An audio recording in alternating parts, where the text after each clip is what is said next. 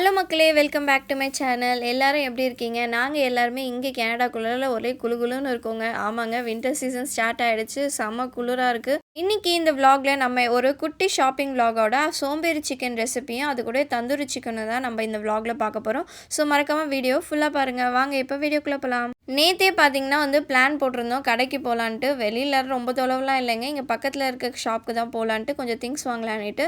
So night time ஈவினிங்கில் ரொம்பவே குளிர் அதிகமாக இருக்கிறதுனால நாளைக்கு போகலான்னு பிளான் போட்டோம். பட் நாங்கள் போகிற டைம்லேருந்து ஸ்னோ ஸ்டார்ட் ஆனது நிற்கவே இல்லைங்க. ஸ்னோ தான் நமக்கு இப்படி சதி பண்ணுதுன்னு பார்த்தா வீக்கெண்ட் ஆனால் இந்த பஸ்ஸு வேறு சதி பண்ணுதுங்க. ஆமாங்க, இங்கே கனடாவில் பார்த்தீங்கன்னா பஸ்ஸு வீக்கெண்ட் ஆனாலே கண்டினியூஸாக பஸ் இருக்காது.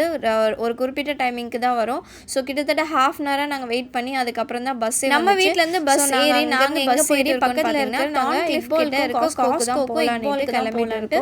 ஸோ இங்கே நீங்கள் அடிக்கடி நீங்கள் கீழே நடக்கும்போது பார்த்தீங்கன்னா இந்த மாதிரி வெள்ளை வெள்ளையாக கல் இருக்கும். இது கல்லுலாம் இல்லைங்க, இது ஒரு கல் உப்பு. இது எதுக்காக கீழே போடுறாங்கன்னு பார்த்தீங்கன்னா வின்டர் டைமில் ஸ்னோ அதிகமாக விழும்போது அது கால் ஸ்லிப் ஆகாமல் இருக்கிறதுக்காகவும் இந்த மாதிரி கல் உப்பு போடும்போது அந்த கிறிஸ்டல் சால்ட் அந்த ஸ்னோ கரைச்சிடும். அதுக்காக தான் போட்டிருப்பாங்க. ஃபஸ்ட்டு நாங்கள் காஸ்கோவுக்கு போகலான்ட்டு காஸ்கோ ஹோல்சேலுக்கு தான் போயிருந்தோம். இது பார்த்திங்கன்னா ஈஸ்ட் ஷார்க் மாலுக்கு ஆப்போசிட்டில் இருக்கிற காஸ்கோ ஹோல்சேல் தான். கிறிஸ்மஸ் சீசன் வர்றதுனாலே எங்கே போனாலும் பார்த்தீங்கன்னா கிறிஸ்மஸ் வைப்ஸாக தாங்க இருக்குது. கிஃப்ட் ஹேம்பர்ஸு, கிறிஸ்மஸ் ட்ரீஸு, சாக்லேட்ஸுன்னு எல்லா இடத்துலையும் பார்த்தீங்கன்னா ஒரே கிறிஸ்மஸ் வைப்ஸ் தாங்க இருந்தது. அது மட்டும் இல்லைங்க, காஸ்கோக்கு தொடர்ந்து என்ன மாதிரி போகிறவங்களுக்கு தெரிஞ்சு காஸ்கோக்கு திங்ஸ் வாங்குறது மட்டும் இல்லைங்க, அங்கே கிடைக்கிற ஃப்ரீ சாம்பிள்ஸ்க்கும் கண்டிப்பாக நிறைய பேர் ட்ரை பண்ணியிருப்பாங்க, போகவும் செய்வாங்க.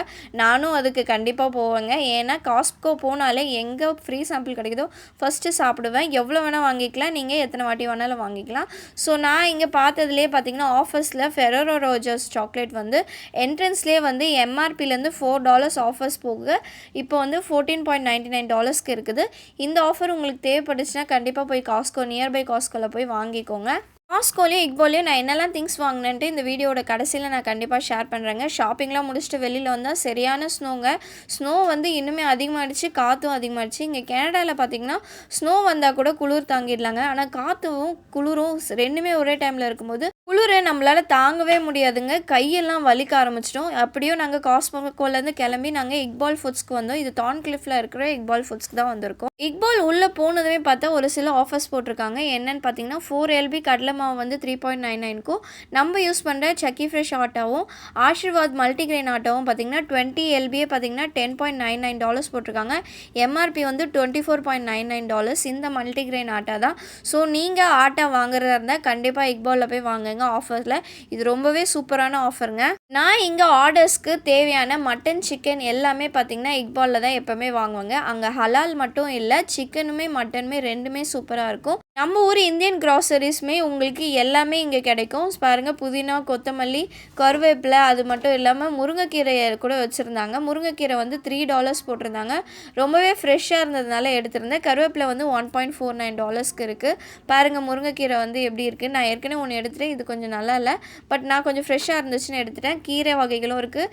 இங்கே மோஸ்ட்டாக பாலக்கீரை இல்லைனா வெந்தயக்கீரை, இந்த 2 கீரை தான் கிடைக்கும். ஸோ இங்கே காய்கறியிலுமே கொஞ்சம் ரீசனபிளாக தான் இருக்கும். நான் இங்கே தான் வாங்குவேன். திங்ஸ் எல்லாம் வாங்கிட்டு பில் போட்டுட்டு நாங்கள் திரும்ப வீட்டுக்கு பார்த்திங்கன்னா ஒரு 6 o'clock கிட்ட நாங்கள் திரும்ப வீட்டுக்கு ரீச் ஆகிட்டோம். ஸோ வரும்போதும் பார்த்திங்கன்னா சரியான ஸ்னோ.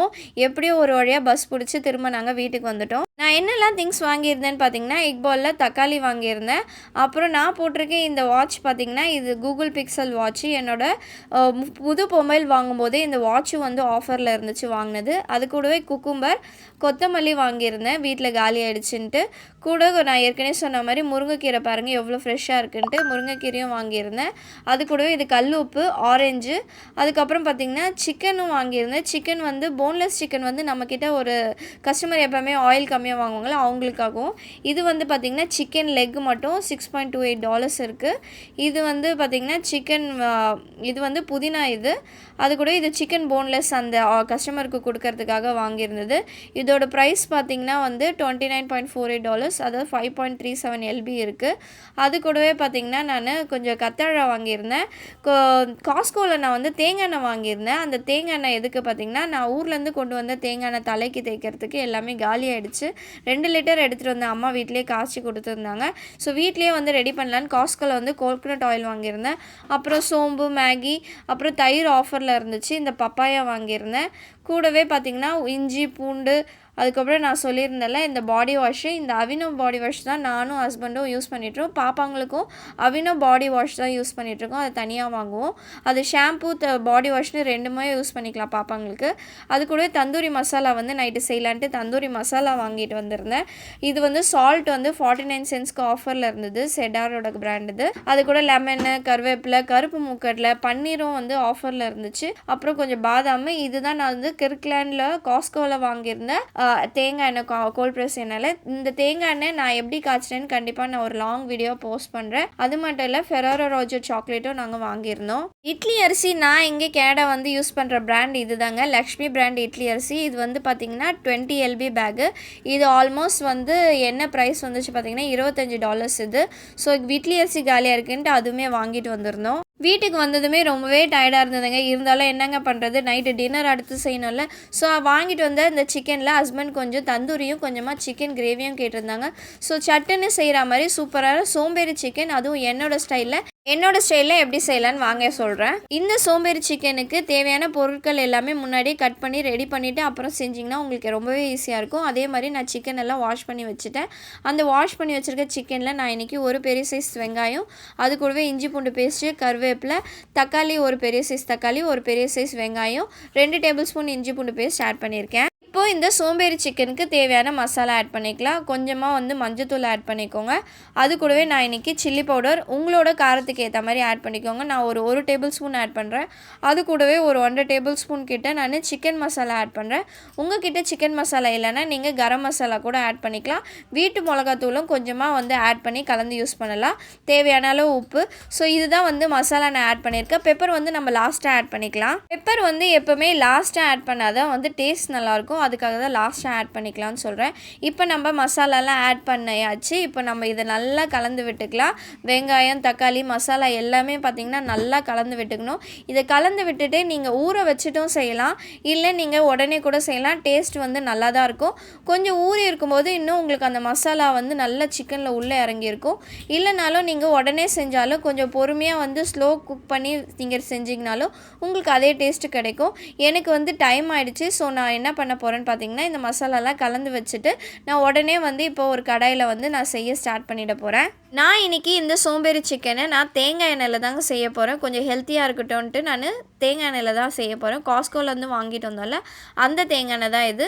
ஒரு 2-3 டேபிள் ஸ்பூன் ஆட் பண்ணிக்கோங்க. ஏன்னா 1/2 kg மேலே சிக்கன் இருக்கும். ஸோ இப்போ இந்த எண்ணெய் வந்து நல்லா மெல்ட் ஆகணும். எண்ணெய் நல்லா இப்போ சூடாகிட்டு மெல்ட் ஆனதும் இப்போ தாளிப்புக்கு நான் ஒரு 1/2 டேபிள் ஸ்பூன் அளவுக்கு சோம்பு ஆட் பண்ண போகிறோம். சோம்பு நல்லா பொரிஞ்சதும் இப்போ நம்ம கலந்து வச்சுருக்க அந்த சிக்கனை இதில் ஆட் பண்ணிக்கலாம். சிக்கனை ஆட் பண்ணிவிட்டு நம்ம பண்ண போகிற ஒரு 2 விஷயம் என்னன்னு பார்த்தீங்கன்னா, நம்ம இதை அப்பப்போ வந்து கலரி விட்டுட்ருக்க போகிறோம். ஏன் மிக்ஸ் பண்ணி விட்டுறோன்னு பார்த்தீங்கன்னா, அடி பிடிக்காமல் இருக்கிறதுக்கு தான். அது கூட நீங்கள் செஞ்சுட்டே இருக்கணும்னு அவசியம் இல்லைங்க. நீங்கள் இப்போ சிக்கனை ஆட் பண்ணி நல்லா மிக்ஸ் பண்ணி விட்டுட்டு தட்டு போட்டு ஒரு 10-15 நிமிஷம் வந்து க்ளோஸ் பண்ணி வச்சுடுங்க. வச்சுட்டு நம்ம என்ன பண்ண போகிறோன்னு பார்த்தீங்கன்னா, அது 15 மினிட்ஸ் கழித்து மறுபடியும் வந்து மிக்ஸ் பண்ண போகிறோம். இப்போ சிக்கன் எல்லாத்தையும் ஆட் பண்ணியாச்சு. நான் ஏற்கனவே சொன்ன மாதிரி நல்லா மிக்ஸ் பண்ணி விட்டுடலாம். இங்கே கனடாவில் வின்டர் சீசன் ஸ்டார்ட் ஆனால் ஒரு பெரிய பிரச்சனை இருக்குங்க. என்னென்னு பார்த்தீங்கன்னா, நல்லா பசிக்க ஆரம்பிச்சிடும்.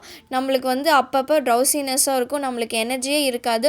ஸோ அதுக்காகவே பார்த்திங்கன்னா நல்லா வந்து நான்வெஜ் வந்து இப்போ அடிக்கடி எடுத்துக்கிறதுக்கு இதுதாங்க ரீசன். ஏன்னா நல்லா சாப்பிட்டா தான் வந்து நம்மளால் நான்வெஜ்ஜுன்னு இல்லை, நீங்கள் நல்லா வந்து ஸ்ட்ரென்த்தான ஃபுட் ஐட்டம் சாப்பிட்டா தான் உங்களுக்கு வந்து இங்கே வந்து எனர்ஜி கிடைக்கும். இல்லைனா வந்து ரொம்பவே டவுன் ஆகிடுவீங்க வின்டர் சீசனில். இப்போது சிக்கனை நல்லா மிக்ஸ் பண்ணியாச்சு. இப்போ நான் சொன்ன மாதிரி 10-15 நிமிஷம் இப்போ தட்டு போட்டு க்ளோஸ் பண்ணிடலாம். ஒரு 15 மினிட்ஸ் கழிச்சு இப்போ நம்ம தட்டை ஓப்பன் பண்ணி பார்க்கலாம். அந்த சிக்கன்லேருந்து தண்ணி எல்லாம் வெளியில் வந்துடுது. சிக்கன் வந்து ஓரளவுக்கு வெந்திருக்கும். இப்போ மறுபடியும் இப்போ என்ன பண்ண போகிறோம்னு பார்த்தீங்கன்னா, நல்லா வந்து மிக்ஸ் பண்ணி விட்டுக்க போகிறோம். மிக்ஸ் பண்ணி விட்டுட்டு இதில் கொஞ்சம் தேவையான அளவு தண்ணி உங்களுக்கு தேவைன்னா நீங்கள் ஆட் பண்ணிக்கலாம். இல்லை எனக்கு கிரேவி வேண்டாம், எனக்கு ட்ரையாக வேணும்னா நீங்கள் தண்ணி ஆட் பண்ணாமல் இந்த மாதிரி மிக்ஸ் பண்ணி விட்டுட்டு மறுபடியும் ஒரு தட்டு போட்டு மூடி ஒரு 10 நிமிஷம் மூடி வச்சிங்கன்னா உங்களுக்கு எல்லாமே சுண்டி வந்து நல்லா சிக்கன் வந்து சுக்கா மாதிரி வந்துடும். எனக்கு இன்றைக்கி கிரேவி மாதிரி வேணுன்றதுனால நான் இதில் கொஞ்சமாக தண்ணி ஆட் பண்ணி கலந்து விட்டுட்டு மறுபடியும் ஒரு 10லேருந்து 15 நிமிஷம் வந்து நான் தட்டு போட்டு மூட போகிறேன்.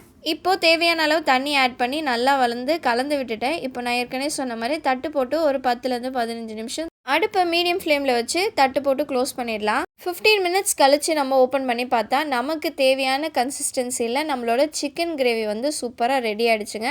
இப்போ கடைசியாக நம்ம என்ன பண்ண போகிறோன்னு பார்த்தீங்கன்னா கொஞ்சமாக மிளகுத்தூள் நான் கொஞ்சம் அதிகமாகவே யூஸ் பண்ணுறேன். எதனாலன்னு பார்த்தீங்கன்னா இங்கே வின்டர் சீசன் ஸ்டார்ட் ஆனதுலேருந்து அடிக்கடி கோல்டு வருது. ஸோ இது கொஞ்சம் காரமாக இருக்கட்டும்னுட்டு நான் மிளகு அதிகமாக ஆட் பண்ணுறேன்.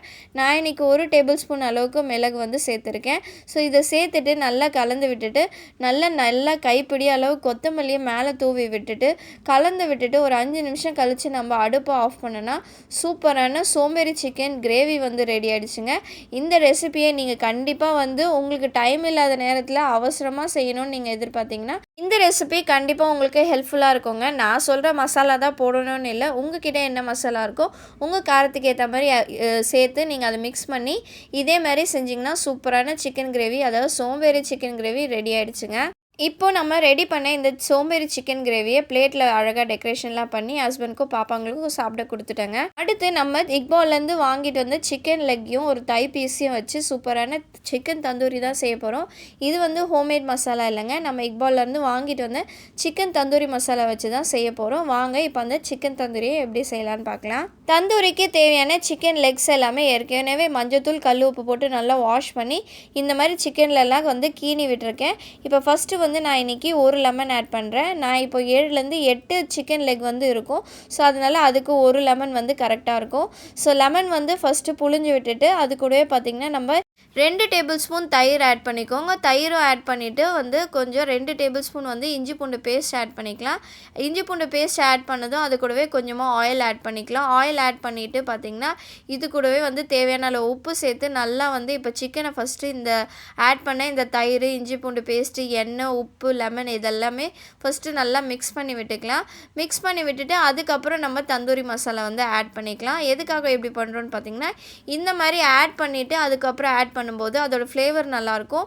இல்லை நீங்கள் இந்த மாதிரி கலந்து விட்டுட்டு ஃபஸ்ட்டு தயிர், இஞ்சி பூண்டு பேஸ்ட்டு, உப்பு, ஆயில் இதெல்லாம் மிக்ஸ் பண்ணி விட்டுட்டு ஒரு 10லேருந்து 15 நிமிஷம் ஊற வச்சுட்டு அதுக்கப்புறம் நீங்கள் தந்தூரி மசாலா ஆட் பண்ணிங்கன்னா இன்னுமே ஃப்ளேவர் நல்லாயிருக்கும். எனக்கு வந்து டைம் கம்மியாக இருக்கிறதுனால நான் வந்து இந்த மாதிரி பண்ணுறேன். நீங்கள் அப்படி செஞ்சு பாருங்கள், உங்களுக்கு தந்தூரியோட டேஸ்ட் ரொம்பவே சூப்பராக இருக்குங்க. கண்டிப்பாக ட்ரை பண்ணி பாருங்கள். இப்போ நல்லா வந்து மிக்ஸ் பண்ணி விட்டாச்சு. இன்றைக்கி நான் யூஸ் பண்ணுற தந்தூரி மசாலா வந்து பார்த்திங்கன்னா ஸ்வேதா தெலுங்கு ஃபுட்ஸுன்ற இந்த தந்தூரி மசாலா தான் ஆட் பண்ண போகிறேன். இதுலேயே வந்து பின்னாடி எப்படி யூஸ் பண்ணுறது, எப்படிலாம் வந்து எவ்வளோ சிக்கனுக்கு இந்த மசாலா யூஸ் ஆகும்ன்ட்டு எல்லாமே போட்டிருக்காங்க. ஸோ நான் இன்றைக்கி இந்த மசாலா தான் ஆட் பண்ண போகிறேன். இந்த தந்தூரி மசாலா பெய்ட் ப்ரொமோஷன்லாம் இல்லைங்க. இக்பாலில் வாங்குகிற ஒரு சில மசாலா ஐட்டம்ஸில் இது கொஞ்சம் நல்லாயிருக்கும் தெலுங்கு ஃபுட்ஸில்.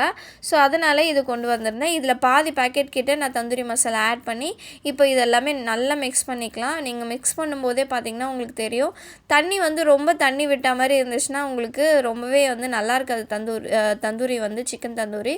ஸோ இந்த அளவுக்கு கன்சிஸ்டன்சியில் இருந்தால் இப்போ வந்து நல்லாயிருக்கும்.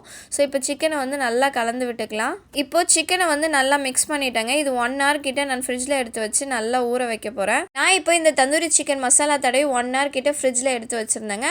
1 hour கழிச்சு நான் இப்போ ஒரு ட்ரேயில் வந்து ஏற்கனவே ஓவனை வந்து ப்ரீஹீட் பண்ணி வச்சுருக்கேன் ஒரு 10 நிமிஷம். இப்போ நம்ம இப்போ ஒரு பீஸாக எடுத்து இந்த மாதிரி இந்த ட்ரேயில் எடுத்து வச்சுப்போம். நீங்கள் இந்த மாதிரி அலுமினியம் ஃபாயில் வச்சு நீங்கள் அதுக்கப்புறம் தந்தூரி வைக்கும்போது உங்களுக்கு க்ளீன் பண்ணுற அவசியம் இல்லை. வெறும் அந்த ஃபாயில் பேப்பர் மட்டும் அப்படியே தூக்கி போட்டிங்கன்னா சும்மா வாஷ் பண்ணால் போதும். ஸோ இப்போ ஒரு பீஸாக வந்து கொஞ்சம் கேப் விட்டு எடுத்து வச்சுட்டு 450 டிகிரி செல்சியஸில் ஒரு 20 to 30 மினிட்ஸ் வரைக்கும் நல்லா சிக்கனை வந்து 2 சைடும் நல்லா வந்து வேக வச்சிட்டோன்னா நம்மளுக்கு தந்தூரி சிக்கன் வந்து ரெடி ஆகிடுங்க. சிக்கன் தந்தூரியை ஓவனில் எடுத்து வச்சு ஒரு 10 to 15 மினிட்ஸ் கழிச்சு ஒரு சைடு நல்லா வெந்ததும் என்ன பண்ணுறீங்கன்னா அதை இன்னொரு சைடு திருப்பி விட்டுட்டு இன்னொரு 10 to 15 மினிட்ஸ் நல்லா வந்து வேக விட்டிங்கன்னா நம்மளோட சிக்கன் தந்தூரி வந்து சூப்பராக ரெடி ஆகிடுங்க. பாருங்கள் இந்த சிக்கன் தந்தூரி எவ்வளோ சூப்பராக ரெடி ஆகிருக்கு.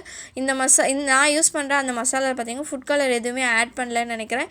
ஏன்னா ஃபுட் கலர் ஆட் பண்ணியிருந்தால் கண்டிப்பாக சிக்கன் தந்தூரி இந்த கலரில் இருக்காதுங்க, நல்லா செவன் ரெட் கலரில் இருக்கும். ஸோ இந்த மசாலா ரொம்பவே நல்லாயிருக்கு. டேஸ்ட் எப்படி இருக்குன்னு நான் சாப்பிட்டு பார்த்துட்டு சொல்கிறேன். நீங்களே பாருங்கள் நான் எவ்வளோ க்ளோஸ்அப்பில் காட்டுறேன்னுட்டு. சிக்கன் தந்தூரி எவ்வளோ சூப்பராக ரெடி ஆகிடுச்சு. ஃபுட் கலர் எதுவுமே இல்லாமல் அவ்வளோ சூப்பராக இருக்குன்ட்டு. சிக்கனும் ரொம்ப ஜூஸியாக வந்து வெந்திருந்ததுங்க.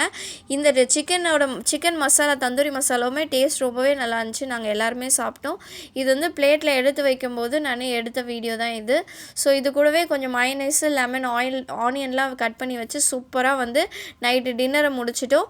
இந்த விலாக் உங்கள் எல்லாருக்கும் ரொம்பவே பிடிச்சிருக்கும்னு நான் நம்புகிறேன். இதே மாதிரி அடுத்த ஒரு vlogல உங்கள் எல்லாரையும் கண்டிப்பாக மீட் பண்ணுறேன். பாய்.